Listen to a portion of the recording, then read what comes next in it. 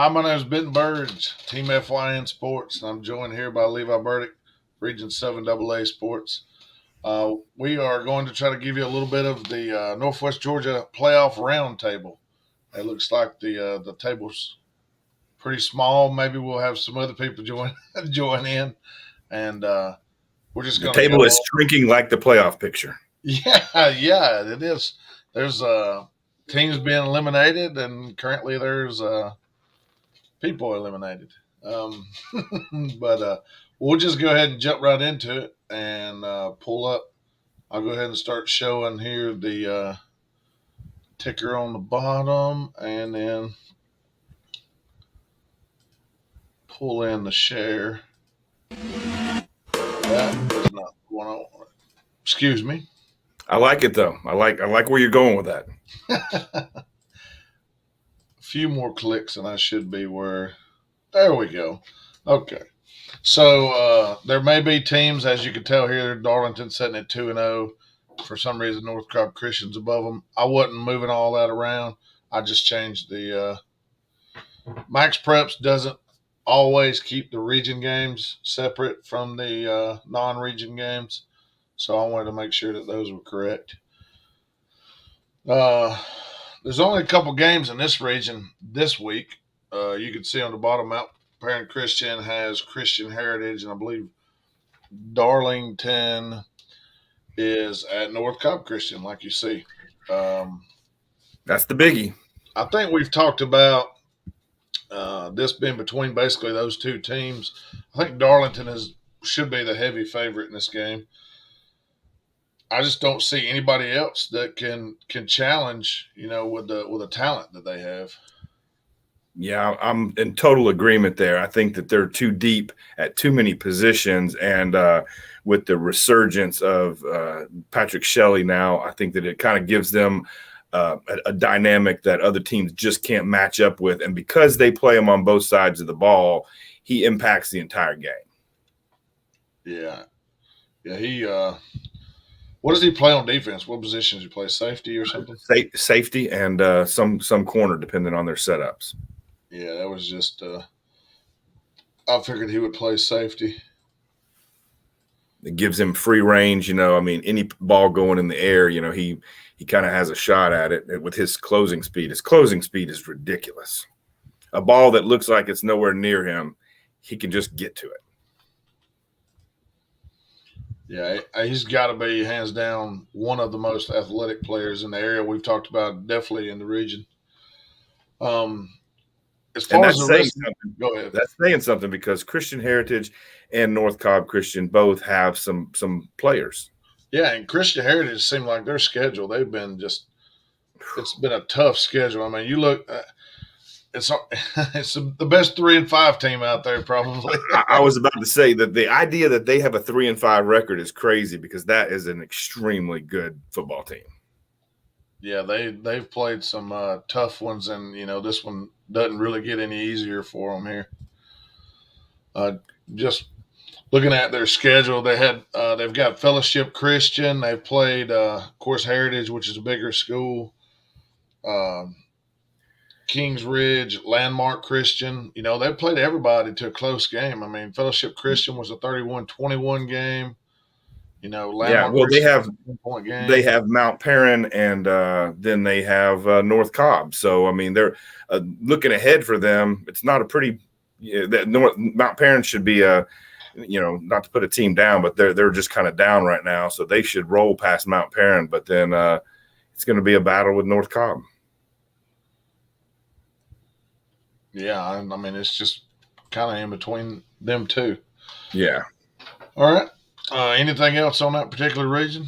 Yeah, no, I definitely put Darlington over North Cobb just because of the Shelley factor, but I think it's going to shape up pretty much like you're seeing there. And really for the fourth team, I think Mount Perrin probably has a little bit of an edge over Walker. So I would say that your playoff teams are going to be Darlington, North Cobb, Christian Heritage, and Mount Perrin. Yeah, I like that. I like that in that order. All righty. Flip over to 6A, public. the single A, Region 6A, sorry, public. Yeah, and we've watched Bowden kind of separate themselves from the competition there. Yeah. And what, they've only given up, you look at the points against here, and Trine, at least on paper, shows to have the best defense, and most of those points come when they played Bowden. True that, and a high power offense. Yeah. Their offense behind Rob Brown has been pretty lethal. I think that it's kind of hard to get a real good picture of that because the one good game was Bowden, and they Bowden did a really good job of trying to contain Rob Brown. He didn't have his usual 4,000 yards in a game against Bowden, but he's more than made up for the rest of the season. And as they've gotten a little more balanced with Cade Smith coming in at QB, it's going to be interesting to see how Trine matches up with Mount Zion. I think that's really the battle for second right now. Mount Zion was my favorite to take over that number 2 spot, but as Trine and Coach Sean Patrick down there, he's made some really good midseason adjustments, and I feel like now they're going to match up a lot better with Mount Zion, offensively. So I think that their defense, led by the big man Will Banks, is pretty good. Pretty good at shutting down a run game, and so I think that it's going to be who can put more points on the board there, and I think that Trine may have that, but Benton, how Gordon Lee Trine gets that. You talk about a grudge match there. Toss them out. Toss the records out. Toss the records out. And Gordon Lee has kind of found their groove now. They're replacing their best team ever. They've just a lot of senior studs, all state level studs are gone like 20 from of them. Yeah. Realistically, I believe it was 16 seniors, and 4 of those were all state. 11 of them were all region. So, I mean, it was a really powerful Gordon Lee team. All that being said, you're right. You throw those records out the window. So I think that this week Trine is going to Armurchie, and we're going to see just how good Coach Green has got those Indians in blue down there. And watch out.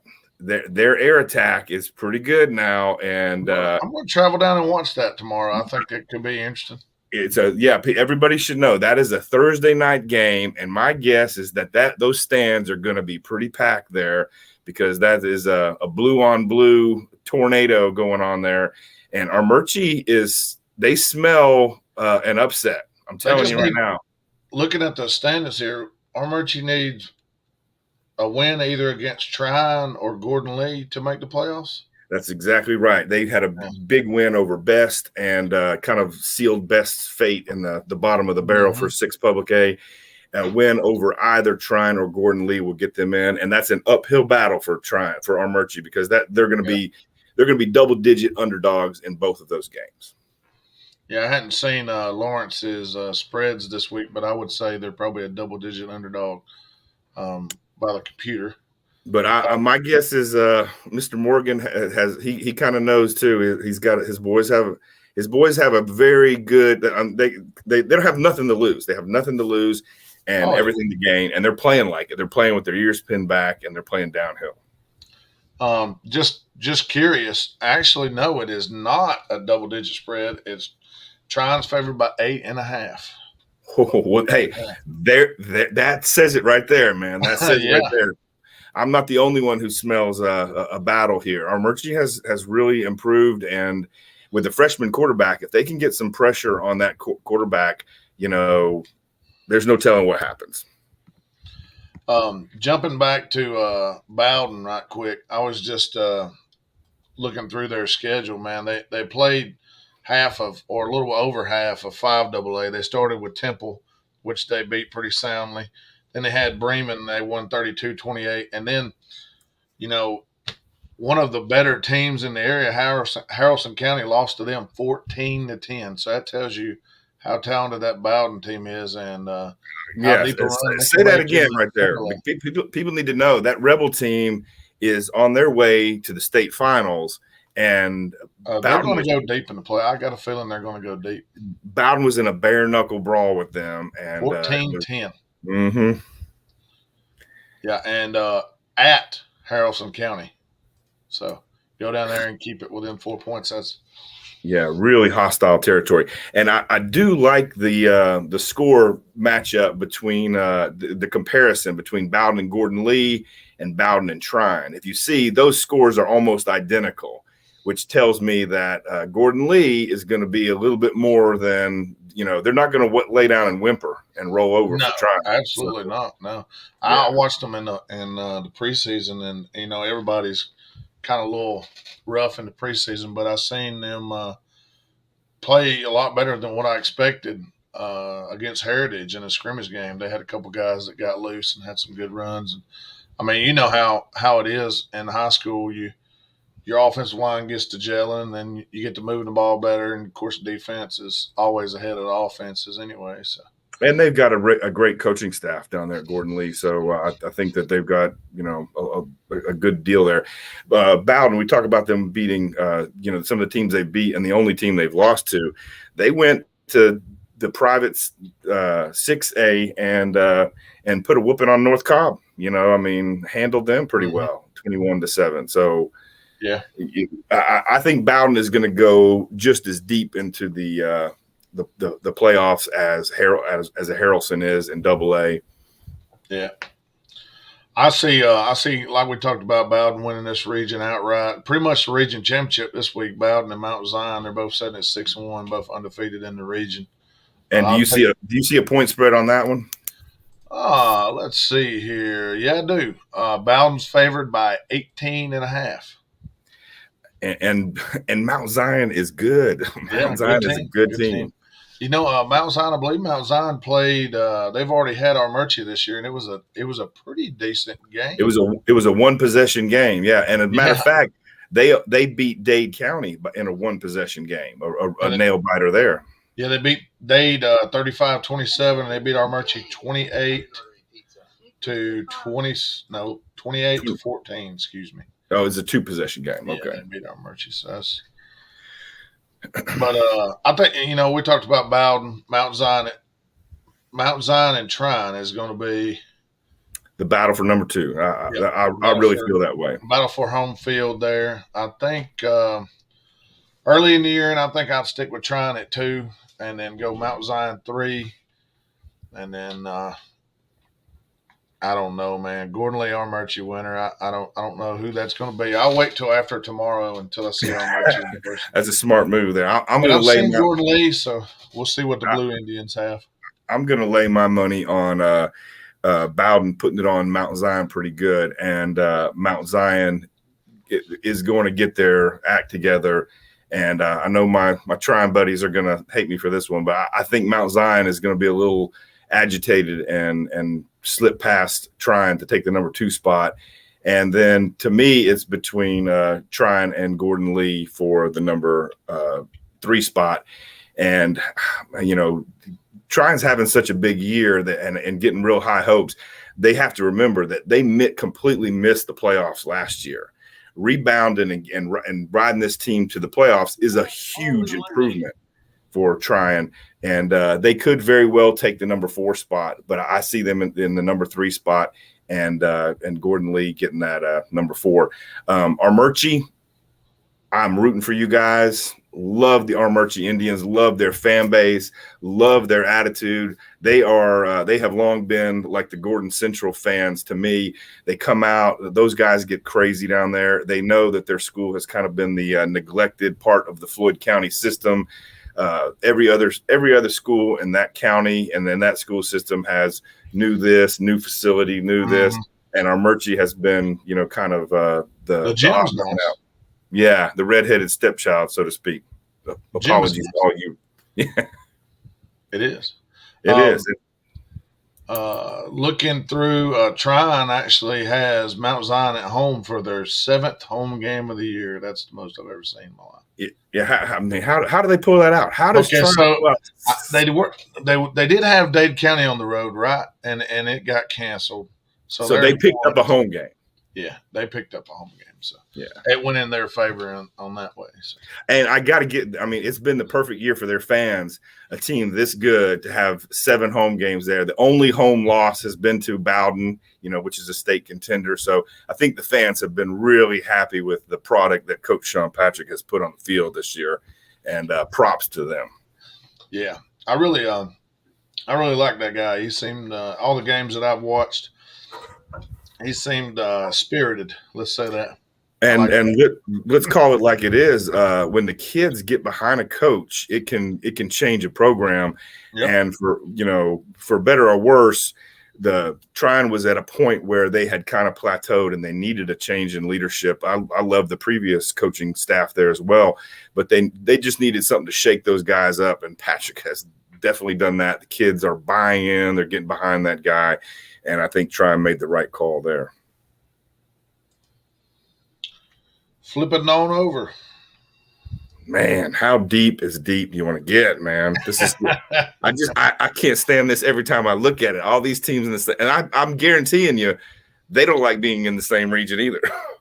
No, and get this. Think about the rumors I've heard. Rockmart coming back down and sliding And going- right into that region. Yeah. Bremen. I'm hearing Bremen might go up, but Rockmart's going to take their place. So there you go. Hello. Yeah, that's exactly what I've heard. I've heard that Rockmart is going to appeal that, and really they have no business being in AA. They are just a talent pool. And what I love about Rockmart is they have like a 3% out of district rate. I mean, it's next to nothing. There's basically all those kids are pretty homegrown, or at the very least, they're really skilled about finding places for those folks to live. Yeah, I hear you. But they do it good. They got a ton of homegrown talent there, and I mean they've been dominating in the AAA regions. They have no business being in AA, but I think that it's probably going to happen just due to that 3 multiplier. Yeah, just competitive wise, yeah, they'll be top of the field, but as numbers wise, I mean, you can't argue with numbers. Can't argue with the numbers. Let me tell you, there's still a lot going on in that region. There's still a lot to come, a lot of football to be played. Yeah, I mean, there's some. I mean, just this week, I believe Harrelson's on the road at Hurd. That's correct. Harrelson is on the road at Hurd, and let me tell you, Callaway's schedule is still. They took a humbling beatdown from the Rebels, and they still have. They still have Temple ahead. They still have Hurd ahead, and they'll finish out their regular season with Hurd away at Hurd County. So, yeah, there's no gimmies in that one. No gimmies. And the way Callaway played a couple years ago, I kind of felt like they were going to be a flash in the pan. But man, they're similar to Rockmart. Those kids are all, they have a low multiplier there. They don't have many out of district kids, so I feel like they're here to stay for a little while longer. And they could knock off Hurd. Oh yeah, I would. I mean, they have the athletes to do it for sure. I think. That would not be a huge shocker to me if they knocked off Hurd at the end of the year and finished as the 2 seed.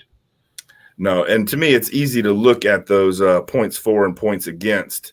Obviously, the 35 points they gave up to Harrelson is probably the most they're going to give up in the region.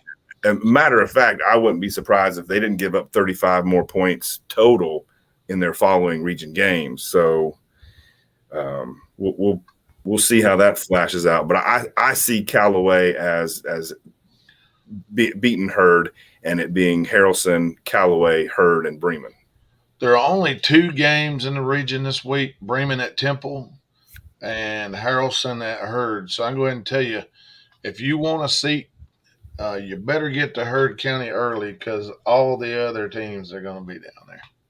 Oh, you can be guaranteed that. Crew. The entire coaching staff ought to be there at that game.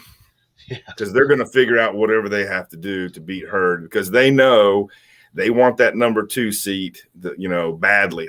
Everybody wants that. These guys got to travel over to 7AA, and obviously, being with 7AA, to me, it's a much more uphill climb for teams like Pepperell and Dade, who are likely to be the 3 and 4 in Region 7AA. For those guys to be traveling to Harrelson, Hurd, or Callaway, that's a big one. But heck, even for our number 1 and 2, for Fannin and possibly Fannin and Chattooga to be hosting games, you're talking about welcoming in Hurd, Callaway, Bremen. It's going to be one of those guys that you welcome in. Yeah, that's not a cakewalk. No, good luck. Good luck. So, looking at this region, I think that not an obvious choice, but I think the most popular choice would be Haralson County to win the region, and I personally like Callaway at second, followed by Hurd and Bremen. Yeah, I'm drinking from the same bottle there, Ben. I'm going to jot that down because we'll get to this next region that we're going to talk about and see how our hypotheticals look. Callaway at 2, and that's, of course, obviously Hurd County could yeah, and I'd take nothing away from Hurd. And I won't be surprised either way how it goes, Hurd and Callaway. I will be very surprised if Hurd beats Harrelson. Yeah, I agree with you on that one.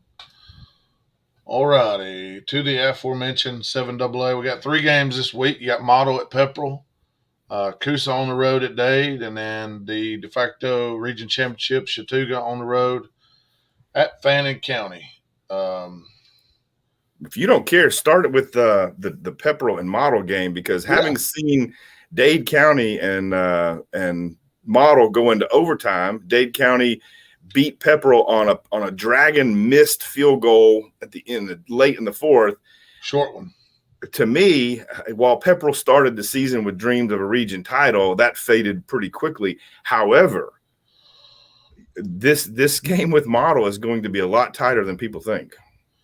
Yeah, I think Model's defense could have a chance to keep them in it, but if Pepperell can score some points, and when I say some points, I mean like 4 touchdowns or more. Yeah, more than 25 or 28. Yeah, 25 is kind of a weird number, but 28.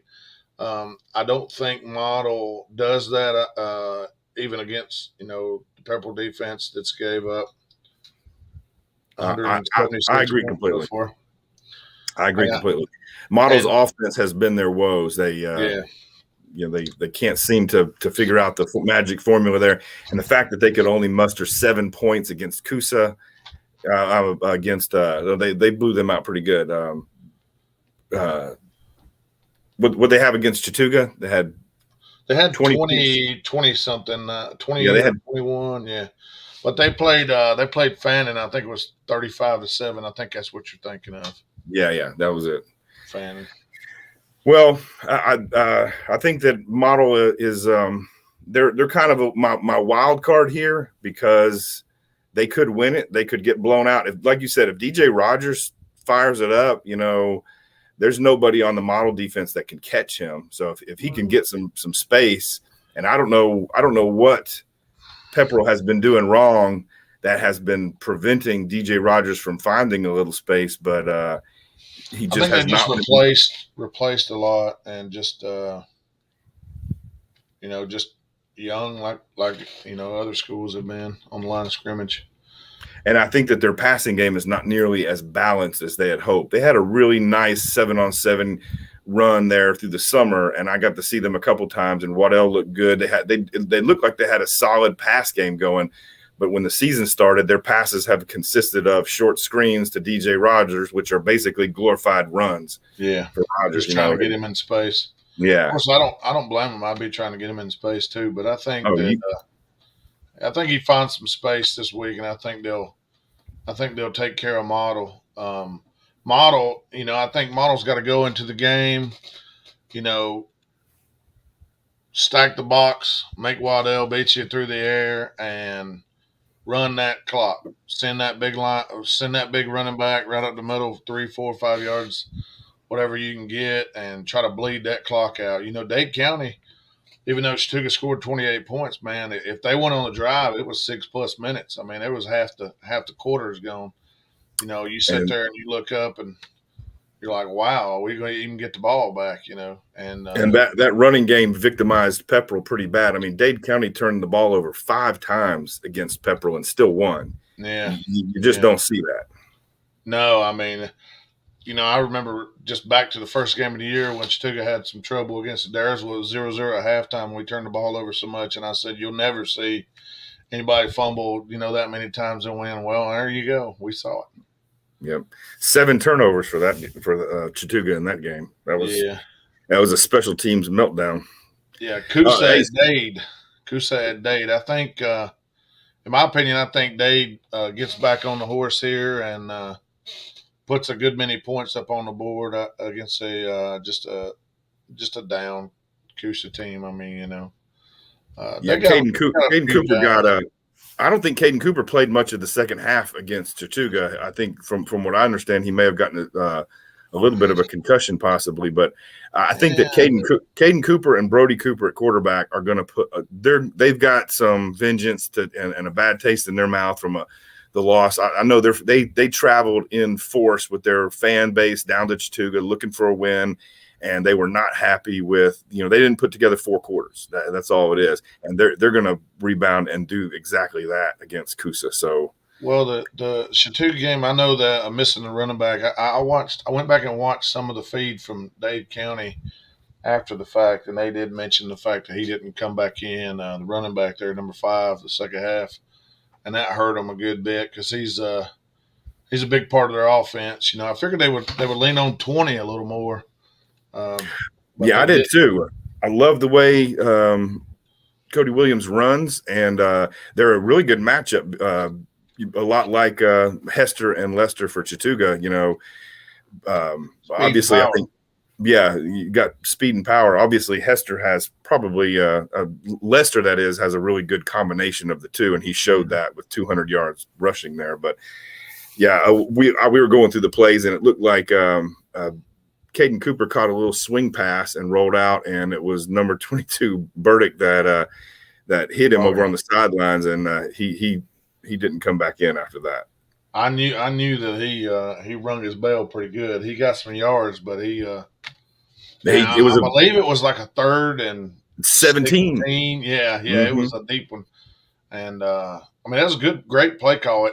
One point during the game, I thought, man, Dade County's offensive coordinator is earning his keep because he was just the right play, the little toss, the little screens or whatever, they were just getting the first down, moving down the field. I thought, man, he's calling the gym. And then in the second half, I don't know if Chattooga made adjustments or what, but a couple 3 and outs early in the second half, that really, hurt Dade because Chattooga put points on the board and agreed, especially the opening drive.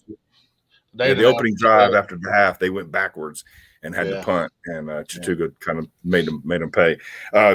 Big props to their quarterback because he was on the run the whole game, and he proved to me that he was pretty nimble. I mean, he scrambled to evade the rush very well. Brody Cooper did a really good job of that and kept his eyes downfield and was still able to find receivers. So I really liked the way he played.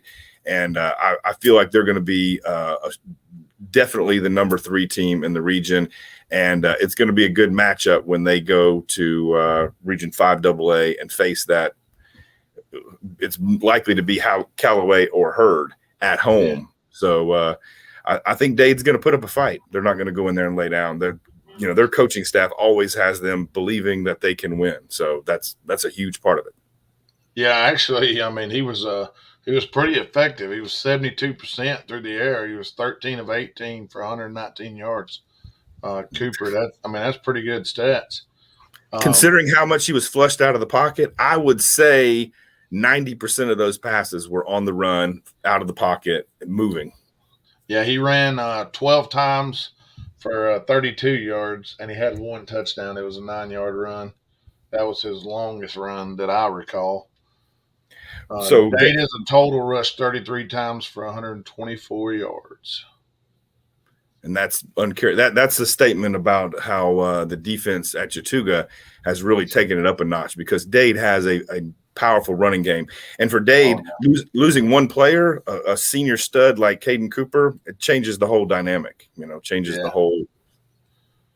Yeah, because if I'm not mistaken, I think they rushed for a pretty good number there against Pepperell when they played Pepperell. And by a pretty good number, I believe it was 250 plus.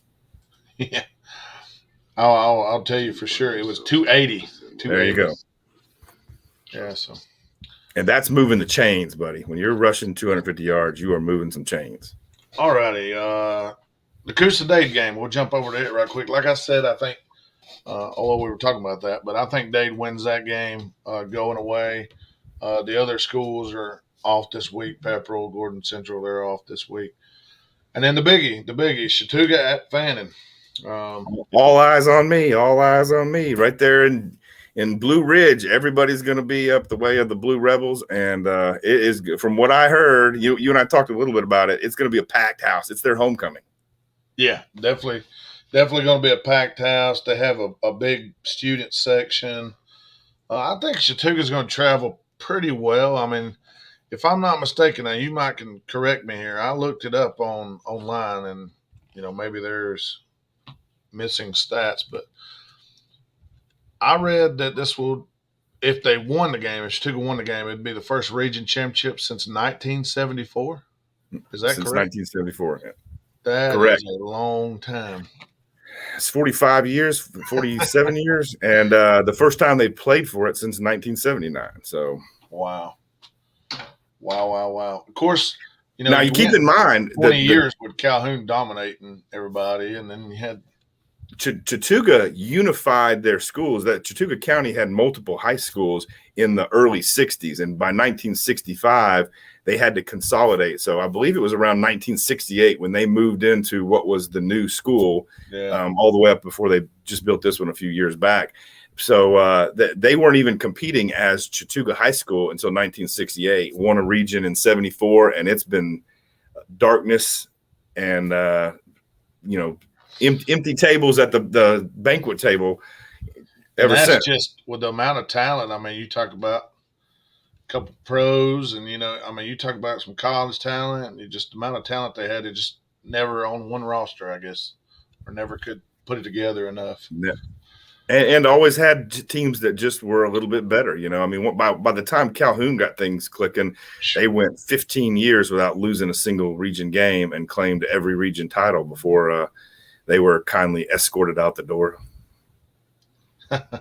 Oh, they wasn't escorted out; they were sent up. They were. And I think they may rise a little more with the next multiplier. I agree. I think that's going on. So, what do you got here? The matchup: Seth Reese, now wearing number 23, moved from he's been the starting linebacker and running back for 3 years there at Fannin, and with the absence of Luke Holloway moving on, it is now Seth Reese who won the battle for QB1 down there. And ever since he moved into that QB1 space, he has some good receivers to throw to, and he can tuck it and run with best of them. 6'3", nearly 6'4", over 205 pounds. He's quick. He doesn't have a high top end gear, but he can explode and be 7 to 12 yards down the field in the blink of an eye. And when he hits you, you're gonna feel it. Oh, absolutely, yeah. So I he's a think. load. I mean, they have some playmakers around them. I've watched them a few times on Fannin Rebel TV. I'll give them a little shout out there. I went back and watched a few games. The question to me, and I think that the key to the whole game is what Chattooga's defense does with the Fannin County offense. I think the offense at Chattooga is capable of moving because you got Lester, um, Hester, Jalen Johnson. Even Brody is He's a very capable quarterback. He's shown that when you run the play action after you've run Lester 4 or 5 times, people are wide open, and then you got a kid outside that can make plays. All that being said, I still I'm going to stick with what I said earlier. I still think being on the road at Fannin is going to be just a little bit too much. And I'm not saying that it's going to be a blowout because I don't think it will be. I think it'll be a close game. I think it's going to come down to a penalty, a turnover, a run back of a kick or something, something like that, block punt. I mean, something of that sort. I mean, they just match up. I mean, look at you normally don't look at points for, but if you look at points for and points against, I mean, it's very similar in the region, especially, and similar results normally equals closer games, tighter games. So we'll see. We'll I see. I think that I can tell you this for Fannin's defense. 35 of those 86 points, which is nearly half of them. It's 42% of your points were given up in the one loss to Sonoraville. But what that game showed me was that Fannin County has the potential to melt in the late in the game, the same way Chattooga did in their first 2 games against Northwest Whitfield and Adairsville. So when a team can't finish 4 quarters, it can be a problem. And I really felt like Chattooga turned a corner in that Heritage game where they for the first time got a big lead and then had to protect that lead while they were kind of fighting off a comeback. And since then they rolled off 5 straight games or 4 straight games of 40 plus points and still managed 4 touchdowns against a stingy Dade County defense. So I feel like they definitely kind of rounded the corner on being able to play a complete game. And Fannin on that same note, other than that fourth quarter meltdown, Fannin has played complete football, and they've done a very good job of putting together 4 complete quarters. I do like them. I do think that they are more of a they rely more heavily on one player than Chattooga does.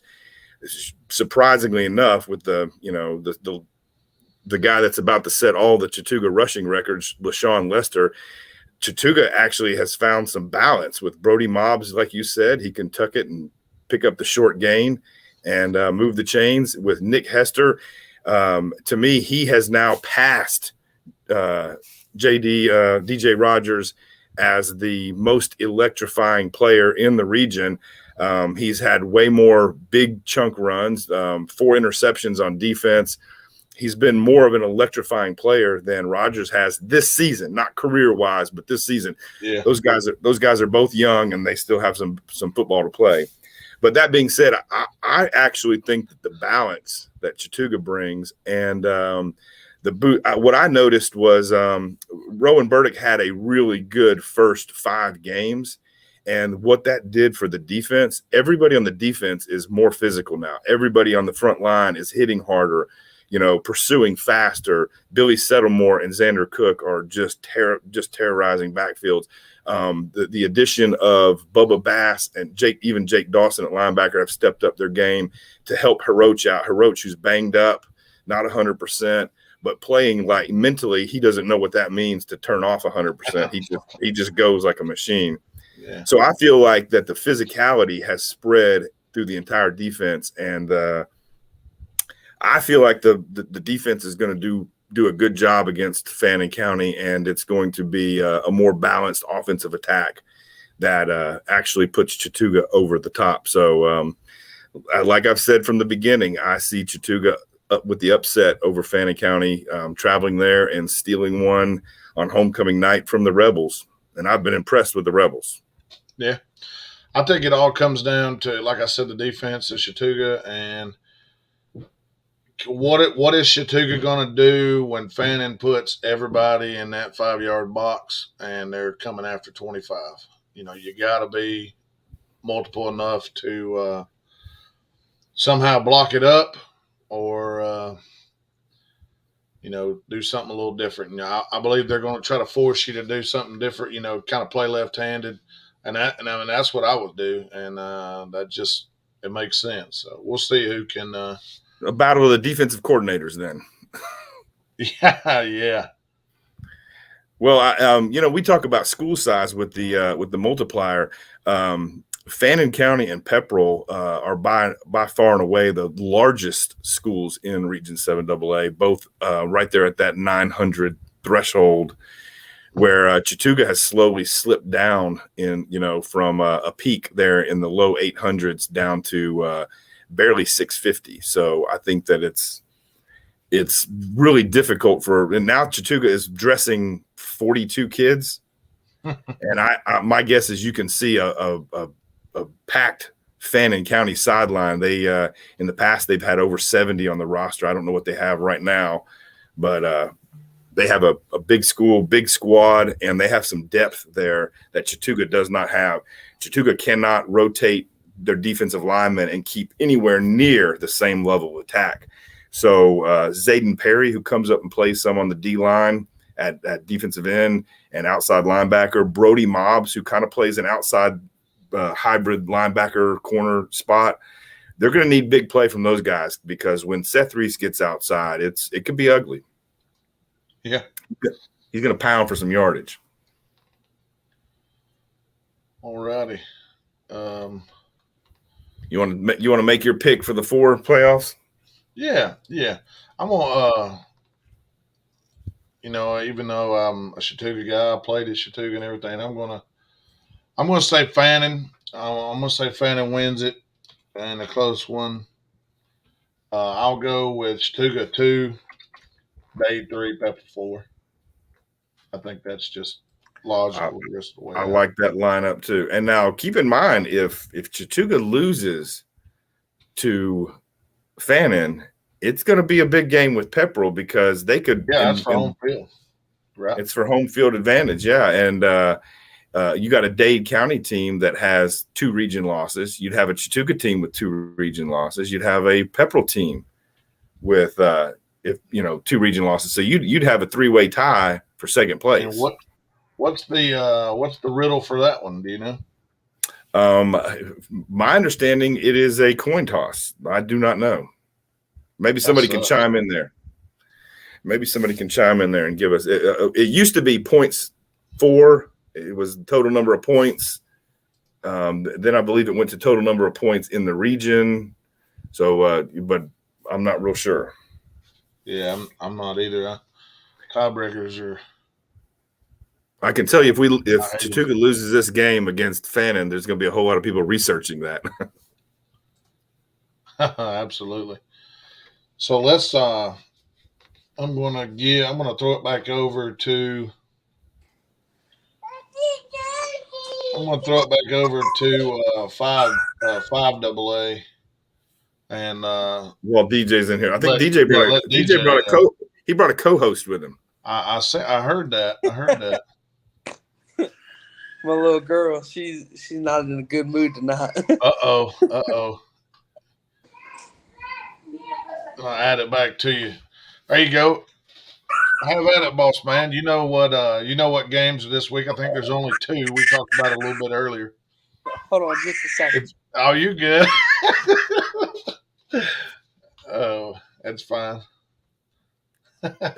He's like, I'm on live. Come on, help me out here. We've talked a little bit about that. The families 24/7. Football is just a game. It's good to have your kid there with you. True DJ. that.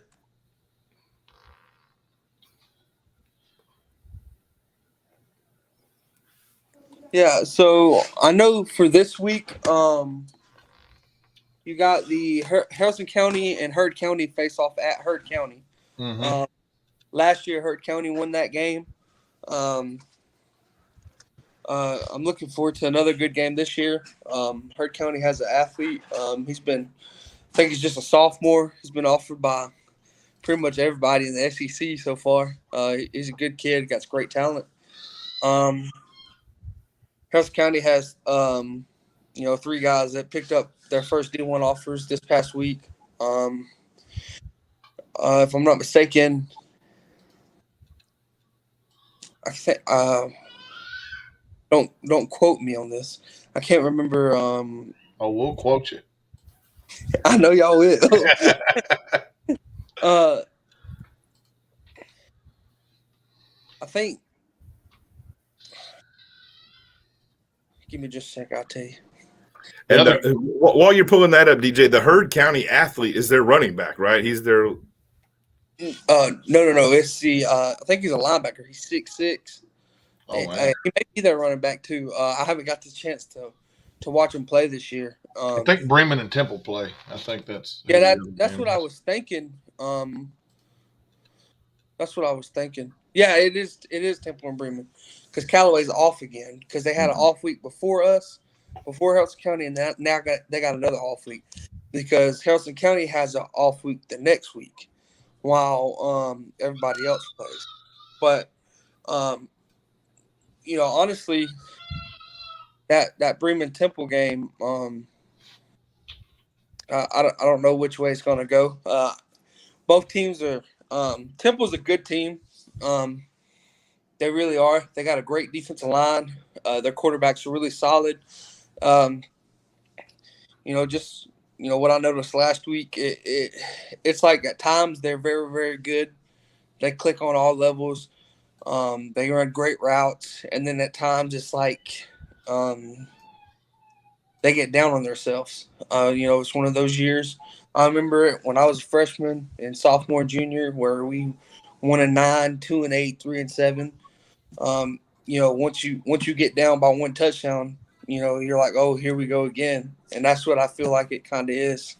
But now, obviously, they're probably out of the playoff race, being losing already 2 region games. So I don't really feel like they're going to be able to squeak themselves back in unless something drastic happens. So they may come out having nothing to lose and put on a show, or have the same old like they did last week. Bremen, I watched them versus Darlington. They're a very solid team. If their quarterback gets going, he's a good athlete. He can make the throws that he wants. Um, uh, the freshman Nick Richardson, he's a pretty good athlete as well. He really surprised me. I didn't know he was just a freshman until I was asking. I didn't really get a roster before the game, and I was asking. I was like, "Well, who's that kid?" And they was like, "It's Nick Richardson." And I went to tweet out, and they was like, "He's just a freshman, right?" I said, "He's a freshman," and I feel like all in all, that Harrison County games is going to be the biggest game. Definitely one of those games that could decide number one and number two. Um, Hopefully, Harrison County can go to Heard County and get a win, the same as they did at Callaway. But like we say every week, it's Northwest Georgia. Anybody can get beat at any time. check out these spreads. Computer spread coming across the bottom here. It's got your Rebels as a 9.5 point favorite over Heard County, and then Bremen's favored by 11.5 over Temple. What do you think about that? The Bremen one, it looks about right. I feel like that Bremen can probably beat them by 2 touchdowns. The Harrison County, Heard County, I'm not sure. I'm not saying that Harrison County isn't good, but it's like it's the same way with Callaway.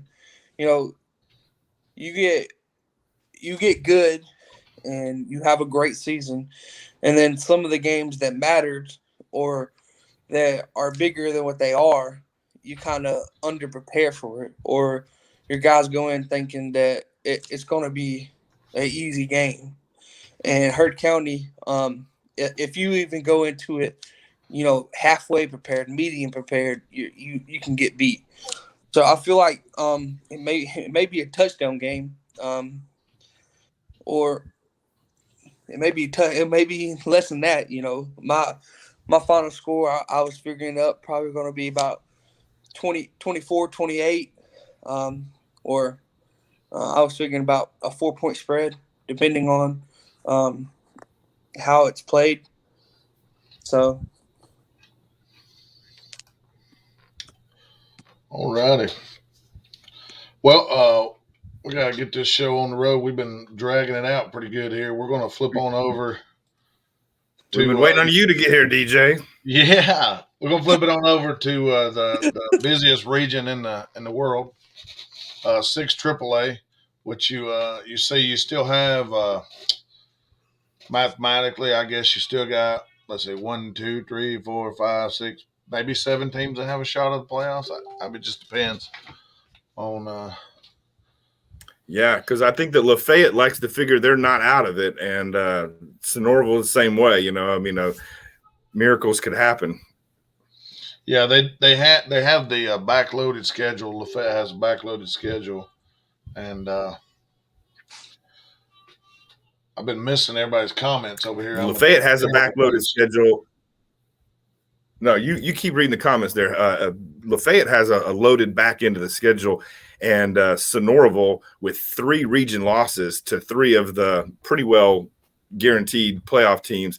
They still have yet to play Ringgold. So, and that Ringgold looked unbeatable at the beginning of the season, but they have had close games with Northwest Whitfield. They had a close game with North Murray. So it's not that they're unbeatable. I do think that, and of course, Sonoraville proved by leading, 3.5 quarters, 14-0 over Adairsville, that Sonoraville can play with anybody. So, in all honesty, I'm going to pick Ringgold when they finally meet up. But to me, it wouldn't be a shocker. It wouldn't be a shocker if Sonoraville were to upset them.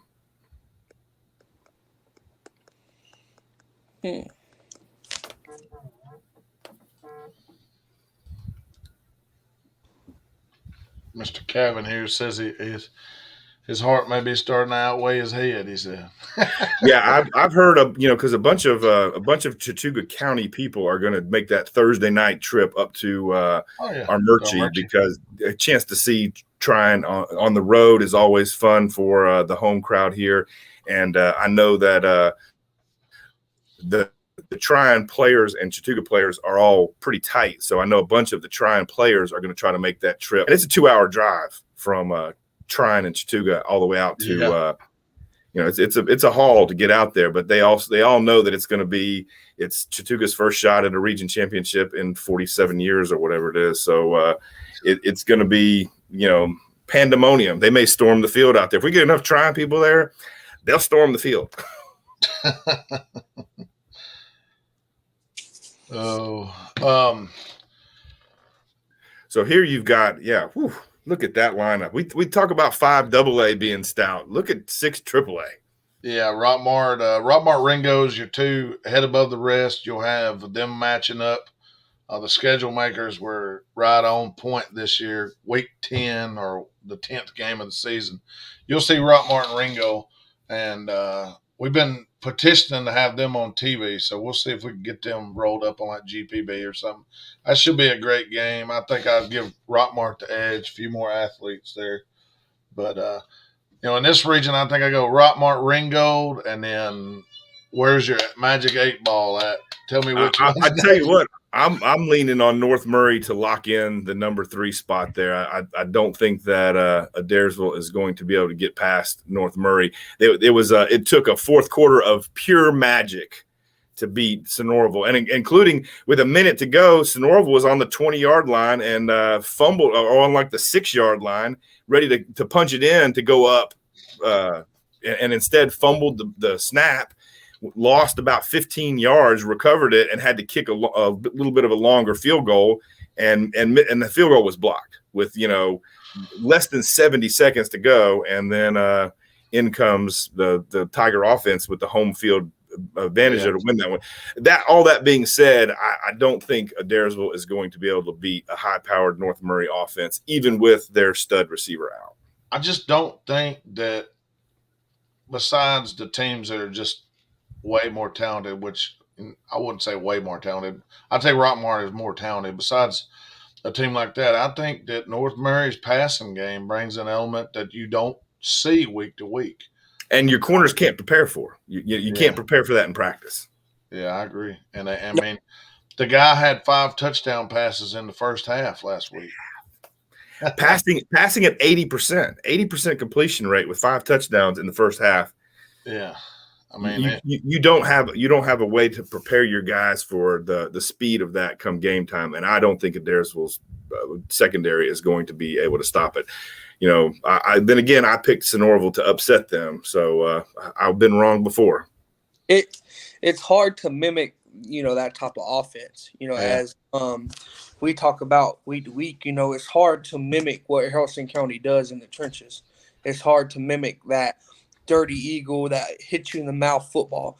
The same with North Murray. I played North Murray personally 3 years, beat them once out of 3 years.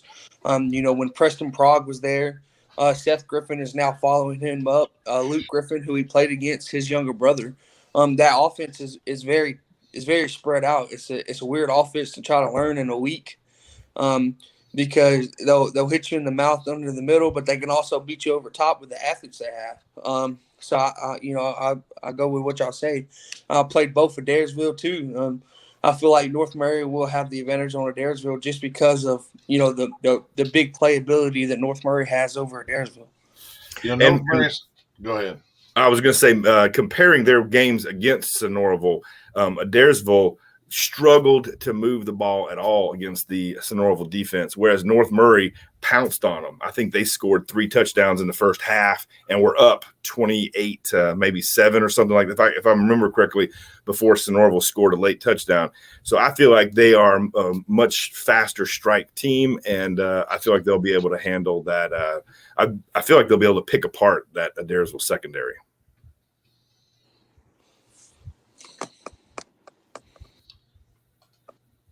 What I was going to say was even though McDade is out, I hate to have it to miss because he kind of puts them over the top. I don't think I'd be questioning it if he was in there, but they've had some guys step up. We talked to Chris Napier last week and on the post game show, and you're throwing 5 touchdowns, somebody's catching the ball. So I mean, somebody's got to be catching the ball. So. I'm going to go ahead and say like Rockmart, Ringo, North Murray, and man, I mean Adairsville, I guess, has got the leg up on Sonoraville. Right? I still want to pick Sonoraville, but I just can't do it so far behind. Yeah, I love the way Sonoraville's been playing, but I'm the same way. Rockmart, Ringgold, Adairsville, and Rockmart, Ringgold, North Murray, and I got to give Adairsville the nod just because that win over number one, they've beat the bottom teams, and they've got the edge over Sonoraville. So yeah, that Rockmart team first. I'm trying to pull up, because looking at Adairsville's remainder of their schedule. I don't know exactly who they got left. I'm thinking Rockmart's still on the schedule. They got Rockmart, they got North Murray, and then LFO. So they will. Not saying they will, but I would say they're going to lose 2 out of 3 right there. So you're going to give Adairsville 5 and 3 in the region. Can North Murray get to better than that? Because Adairsville's going to have the. I don't think they can. Not North Murray, Sonoraville. Sonoraville, yeah. No, that it means that Sonoraville is going to have to win their 3 remaining games to get to 5 and 3, which they could do. A matter of fact, I see them winning 2 of theirs. I just don't see them beating Ringgold. No, I don't think so neither. So it'll all iron itself out. This is not actually the toughest one to kind of figure out. You'll see coming down the line, there's actually one a little tougher. Yeah, this is. This one here is not. No, this one, the number 1's locked up. It's just picking the number 2. 2, 3, and 4. Yeah.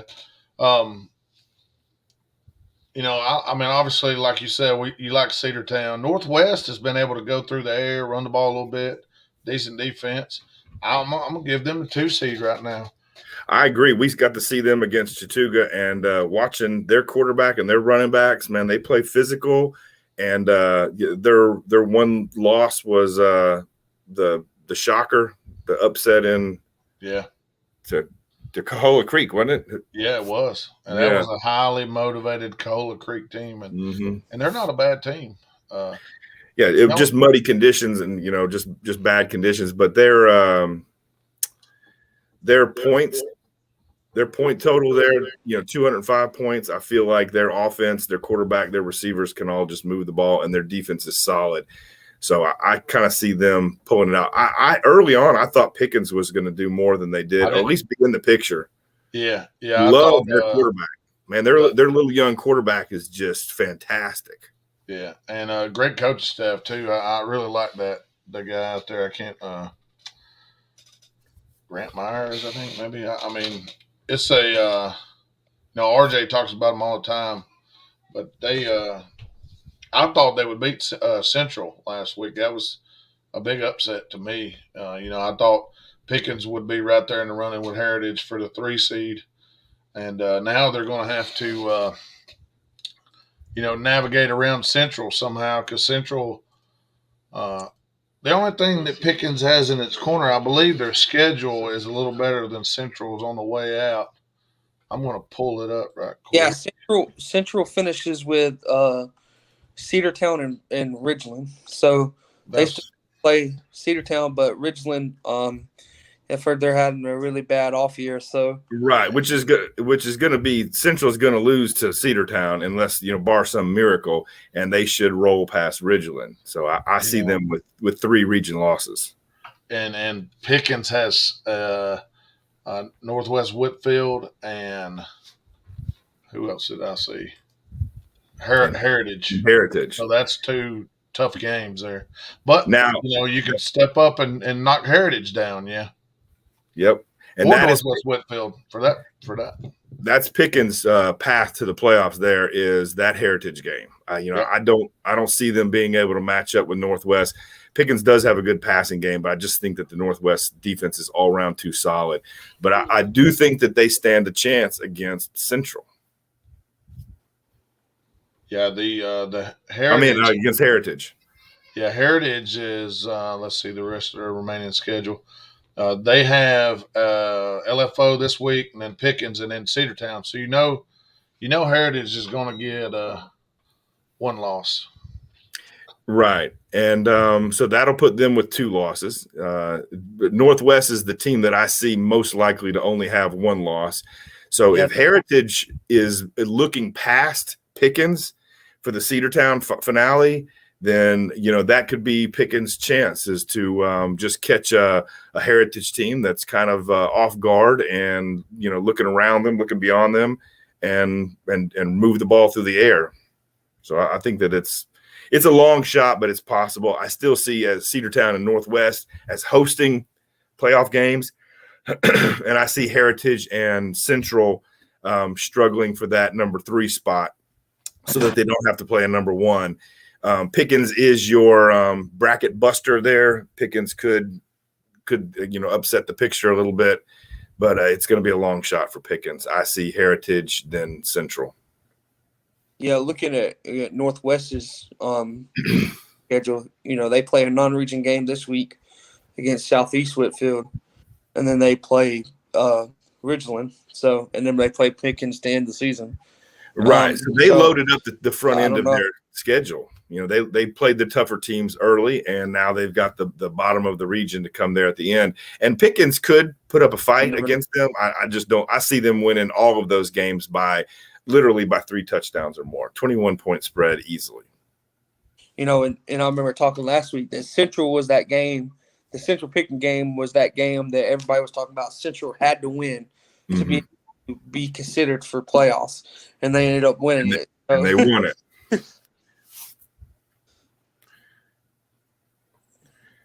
We'll see if Benton here is getting some inside information. He looks like he's talking to an agent right now. He's on getting the inside scoop. Getting the inside scoop out there. And did you say who Central finished up with? Hold on a second. I'll tell you. I had that pulled up a second ago. Full schedule.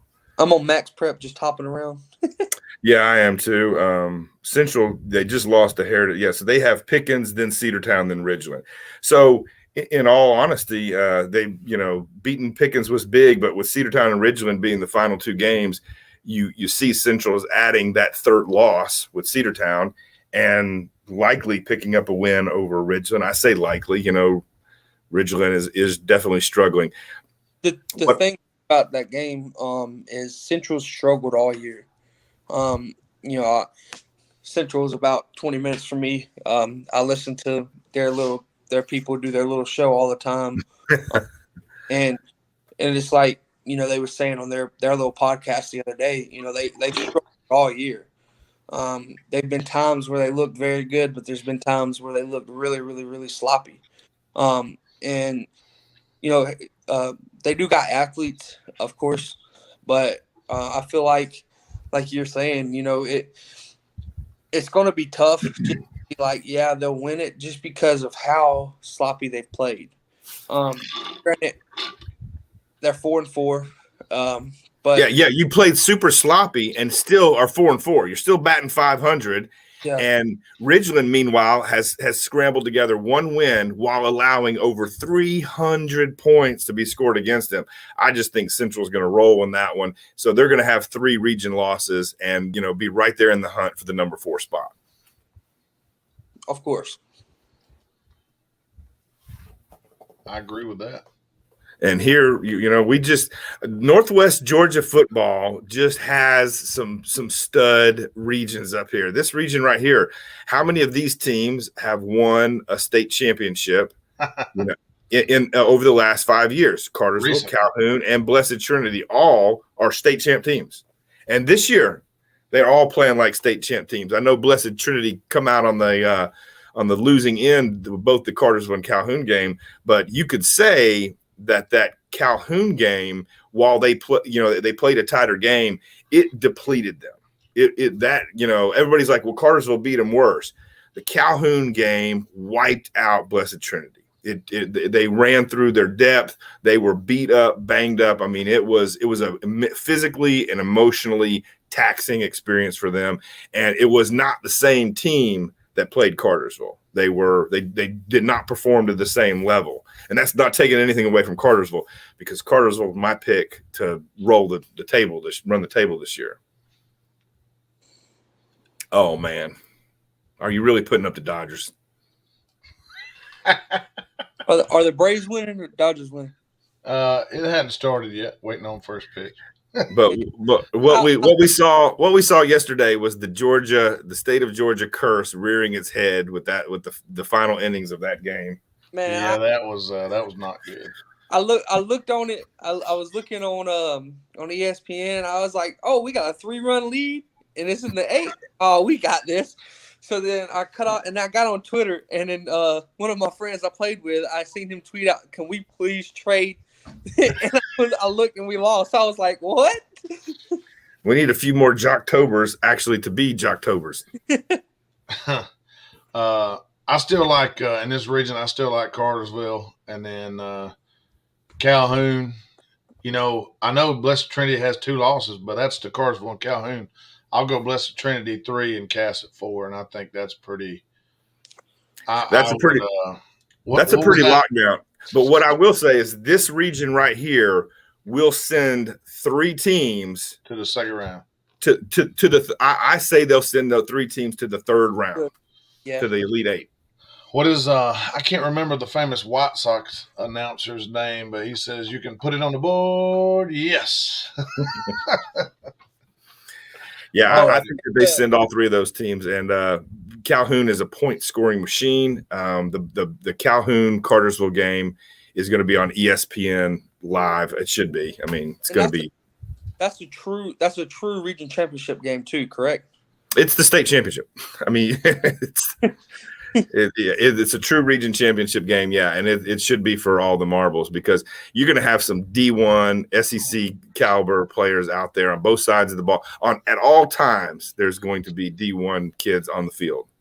And you was talking about depletion and everything, and I know that because I played Calhoun.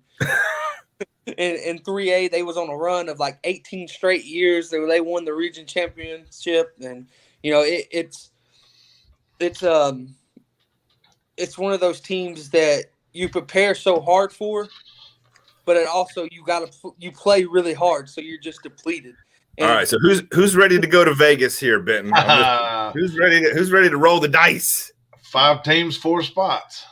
ooh, 5 teams at 3-1. Mercy. I like Rome and Carrollton up toward the top. I think they'll rise to the top. But I also, man, who knows who knows the tiebreaker for 5-6A, because we might need it. Well, just because of South Paulding, what South Paulding did by knocking off Rome, it threw a total wrench in the works, because Carrollton is not going to lose another game. No. And Rome but my deal is, I think South Paulding is. I think South Paulding may lose. They haven't played Douglas yet, right? They haven't played Douglas or Alexander. I think you're right. I think let me check my they did play Douglas. They beat Douglas 28-6. Okay, but they haven't played Alexander, right? No, they finished off the year at Paulding County. They played Paulding County, East Paulding, and then Alexander for the last game. Okay, so Alexander so in my research, Alexander and South Paulding is going to kind of clear up whether or not if South Paulding wins that one, they've got 1 region loss and they've got a tiebreaker on Rome. Rome will have 1 region loss with the tiebreaker over Carrollton, and 3-way tie for first. 3-way tie for first place. And, I've never seen that. I've never seen a 3-way tie for first. Well, Chris Napier thinks that I'm crazy because I said South Paulding was going to somehow win the region, and it could happen. Alexander finishes off with Rome, Carrollton, and South Paulding. So hello, 2 losses. Yeah, so Alexander's not going to win all 3 of those games. They're probably only going to win 1, and my guess is the one that they have a chance at is South Paulding, because I feel like Carrollton and Rome are now hitting their groove. They're firing on all cylinders, and I don't see Rome and Carrollton losing another. Yeah, so that would put them at 4-3, right? Yep. And South Paulding is gonna be, if they would be the same record, 4-3. Yeah, because they play Paulding County and then they play Alexander at the end of the year. That's the only 2 region games they have left. Yep. Right. So they're gonna be 4-1 when they play Alexander. Yeah. And that's why I think Alexander will have to beat South Paulding to clear the picture up. If that doesn't happen, it's gonna be some muddy waters. South Paulding's putting some points on the board now. No, you ain't kidding. 239 points. And then they turned around there and nearly lost to Dalton. Yeah. I was told, and I seen on here one of the comments before, that the week of, or maybe the week before the Rome game, they let the head coach go, and I don't know what was going on there. I just heard that, and that I don't know how. They did something the Falcons don't do, but they say they should do. They rose up. I have not followed the South Paulding locker room chat. I'm good. I'm tight with a bunch of their wrestling community down there, and I know that their wrestling community has come out big with the football team. So I'm a firm believer that the more wrestlers you can get off the mat and onto the football field, the better your football program is going to be all the way around. You sound like my good friend and former Coach Nick White. Yes. He's a firm believer in that as well. And Clay Hyatt's a perfect example of that. We can go from every school around here. The more wrestlers you have on your football team, the better your football team is going to be exponentially. But I think I wrestled. I never wrestled because I was always too heavy. They cut it off at 285. The heavy D. For that big weight. I didn't feel the same under 300. So. I went out there and I practiced with them. We did all the barrel rolls with each, and everything. And I would still pay money to see you in the singlet, DJ. I would pay money for it. Looking at Douglas County's schedule, though, they also have to play Rome and Carrollton still. They play Dalton and then Rome and Carrollton. I'm telling you, it sets up for South Paulding. They're Yeah, and sitting again, there. They got Paulding County this week, which is 2-5. Then they got East Paulding, which they should beat, and that Alexander game, man. yeah. See, I don't see Douglas County winning out, and I don't see Alexander winning out. No, But South Paulding really has an easy street ahead of them, until the other than Alexander game. Alexander. The question is, when Alexander gets done with Rome and Carrollton, what's left? You know, To be healthy enough or be able to be physical enough to play. yeah, because those are going to be beast of games. Yeah, you're right. You're right. That's going to take a toll on them. And South Paulding has already been through that gauntlet and come out the other side 3-1. So to me, coach of the year, team of the year should go to South Paulding no matter what, because what they've been able to do is nothing short of incredible. I don't even know who the coach is. Let me see if it says. I'm good friends with some of their old linemen. You know, Sanker, who I believe will probably go to Georgia. Great kid, great athlete. So I mean, I know a little bit about him, but I do. I know their kids got really good character. They hold themselves to a high standard on and off the field, and they believe in hard work and putting in the effort to get the results you want. That's true. I know their little quarterback, Jacob Seymour, just a fantastic kid, just a little, stud of an athlete, two-sport athlete. Really, he could play baseball too, but on the wrestling mat, he's hell on wheels.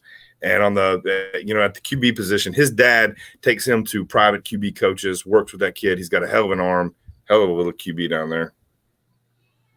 Yeah, they've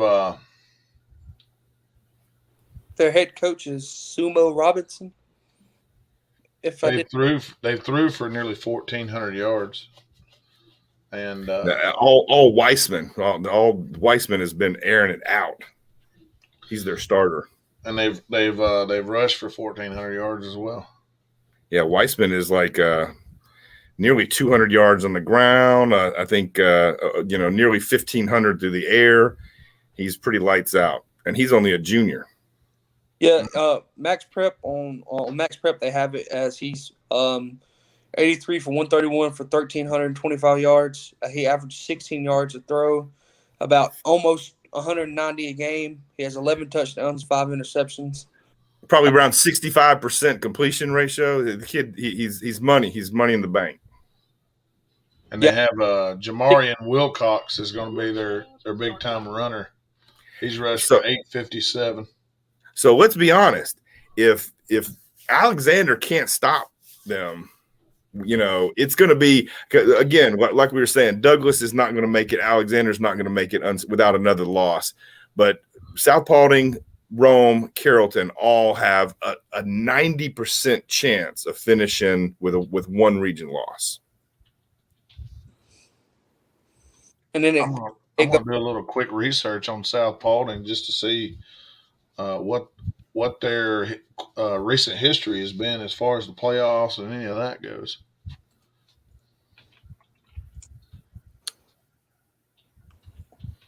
It's just a school that just, I don't know. I have no idea. I don't even know where it's at. I know it's in Paulding County somewhere.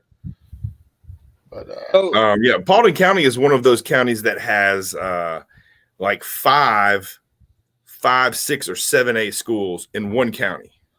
Just packed in there. It's like Gwinnett over there. They're just, you got major size schools just packed in. So they're literally, their geographical location is sometimes less than 7 miles away from each other. And you got 2 7A schools or 6A schools.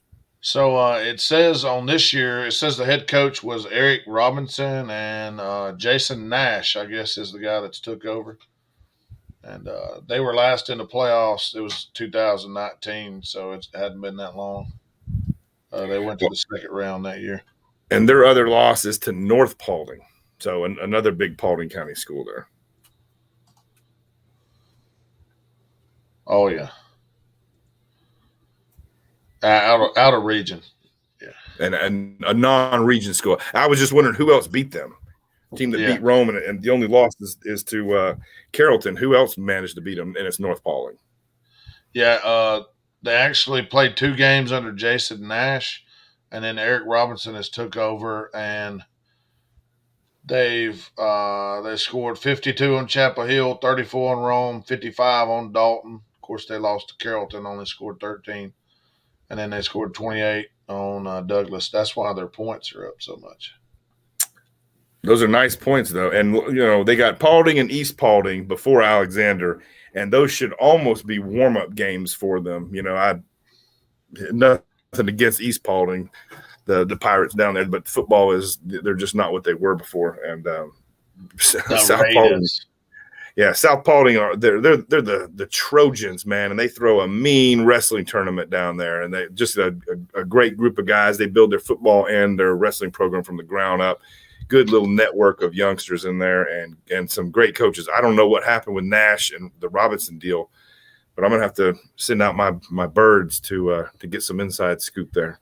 So check this out. They beat Rome. Rome was ranked 8th in the AJC, and when they beat Douglas, they were ranked 7th in the AJC. So they've got 2 wins over ranked teams.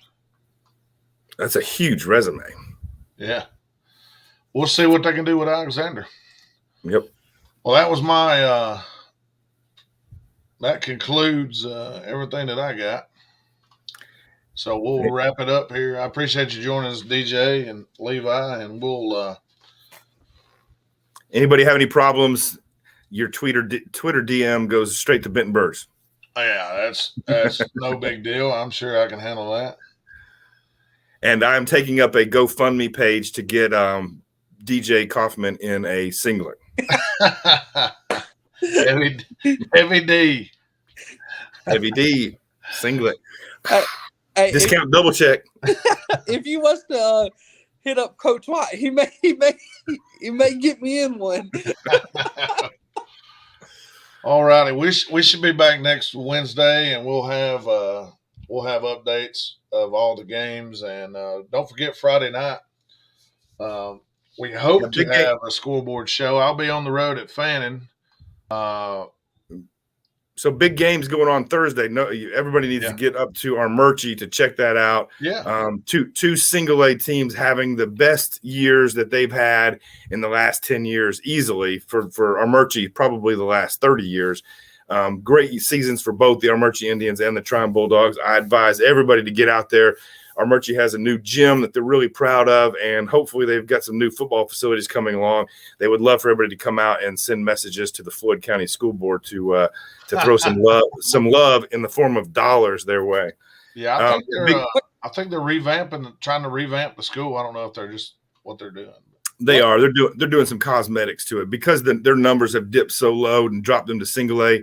The faculty there doesn't really want to build a whole new school because it would be based on 2021 student body size, and they don't want that. They're currently based on 1986 student size, where they were up in the 700 range. So they're actually bringing up their 7th and 8th graders to fill 2 whole empty hallways of that high school next year, and kind of moving some things around to keep the school system alive there in Armurchie. And I hope the best for them. But they are revamping the school. They're putting a new face on it, and they're going through and redoing they're gutting it out and redoing the interior, heating and air, electrical, doing a bunch of upgrades in there. All righty. What time's that game? I may come up to it. 7:30 at Armurchie. Yeah. You can sit on either side. It's going to be fun on either side. They got a nice little teepee down in the end zone and great people at the concession stands, great volunteers there. Great fan base in our. If I'm not mistaken, it might be a 7:00 start. Yeah, find out for sure, so I don't tell anybody wrong. I would say get there before 7 anyway to find parking because the Tryon crowd will travel. That parking lot is not very big. There's going to be cars parked out on 27 on Martha Berry Highway. I would have to go to for Armurchie just because when I was in football. Tryon beat us in the state playoffs in basketball and put us out. So there you go. Both of these are great teams to root for. Some great kids out there, some great little young athletes being discovered. And Tryon is the senior heavy team. We were talking about wrestlers. I think the entire Tryon wrestling team plays football now, and they just fly around to the football. Their defense is unbelievable and loaded with them. Big KP Park, big Brantley Wilbanks, state finalist. He's just fantastic guys out there. And Logan Eller, their QB that just switched to linebacker, state champ as a sophomore last year at a tough weight class, a tough division. So a bunch of real stud wrestlers out there. I think little Dagan Vaughn, Toby Maddox, just a ton of kids out there that can get it done on both sides of the football and on the mat. 7 p.m. kickoff. Be there 7 p.m. Our Murchie. And then Friday night, take your pick of ESPN caliber showdowns going on. Everybody be ready to report back in to Benton Burge on his Twitter. Keep him updated of live scores and any breaking plays. Capture those with your phone and make sure you tag Northwest Georgia football on those so he can share them on the scoreboard show. It makes it a whole lot easier for the system to share those clips.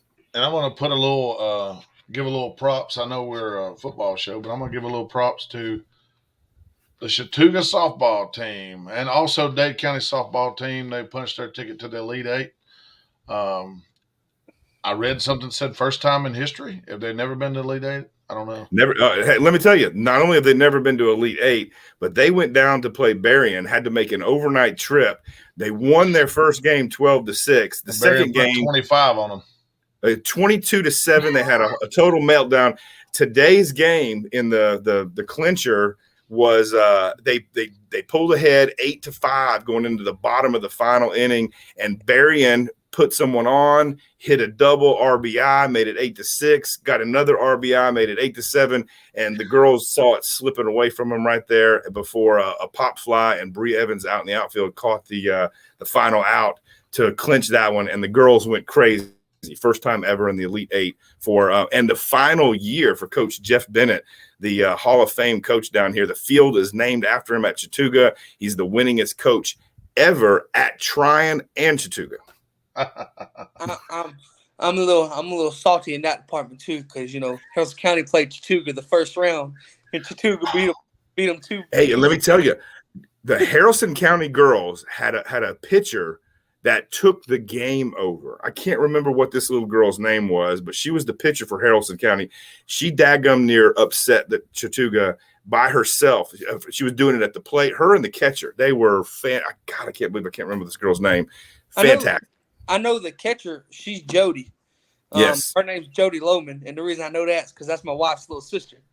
Well, hey, let me tell you something. Jody Lohman, I believe she was one of the ones that hit a dinger down there. She was all over the place. Yeah, her and the pitcher were absolutely two of the best softball playing athletes I've ever seen.